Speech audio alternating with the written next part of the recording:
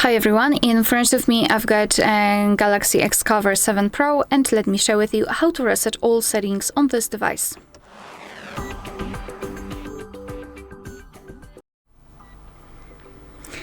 So let's begin with opening the settings, and here in this general list we have to scroll down and find General Management. Then let's scroll down again and tap on Reset. Scroll down again and find this option, Reset All Settings.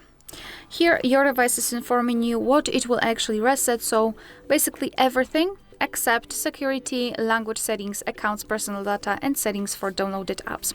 So just tap on Reset Settings, confirm everything with your screen lock, and here your device is asking if you really want to do it, because you cannot undo this action, and we've got the information that to apply the new settings your phone will be restarted. So just tap on Reset if you're ready, and now your device will be restarted. Just wait until this whole process will be done.